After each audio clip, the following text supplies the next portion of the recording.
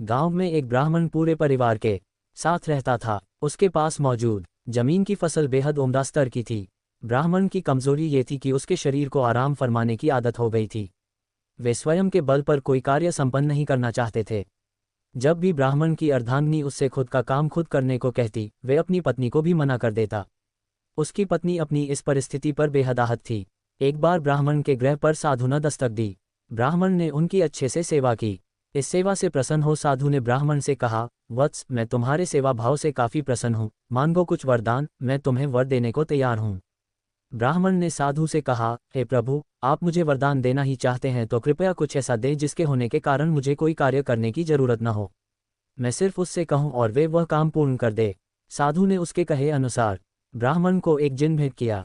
यह जिन की खासियत ये थी कि इसको हर वक्त कुछ कार्य चाहिए ही था ताकि वह जिन हर समय व्यस्त रहे।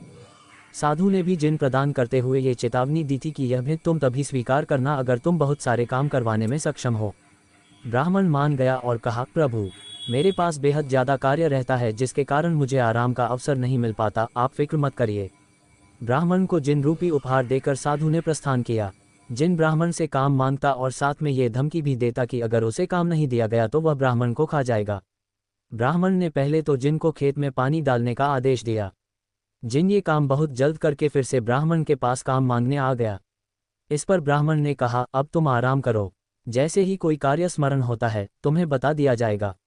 जिन ने कहा, नहीं, मुझे काम चाहिए वरना मैं तुम्हें खा जाऊंगा। ब्राह्मण बार बार धमकी के कारण भयभीत हो गया था। उसने जैसे तैसे जिन को खेत जोतने का कार्य सौंप दिया और सोचा इसमें उसे पूरी रात लग जाएगी। परंतु जिन कुछ ही देर में खेत जोतने का काम करने के बाद फिर काम मांगने आ गया। इस बार ब्राह्मण काफी भय में था, उसे कुछ नहीं समझ आ रहा था कि वह क्या करे। यह अवस्था देख ब्राह्मण की पत्नी ने उससे कहा, मैं इस जिन को कार्य दे सकती हूँ। ब्राह्मण की पत्नी ने जिन को आदेश दिया और कहा, बाहर जाकर हमारे कुत्ते मोती की पूंछ को सीधी करो।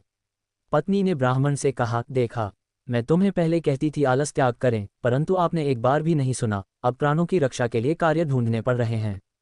ब्राह्मण ने कहा, हाँ, तुम सही कह रही थी, अब से मैं कभी भी आलस नहीं करूंगा, अब अपने सभी कार्य को मैं स्वयं करूंगा।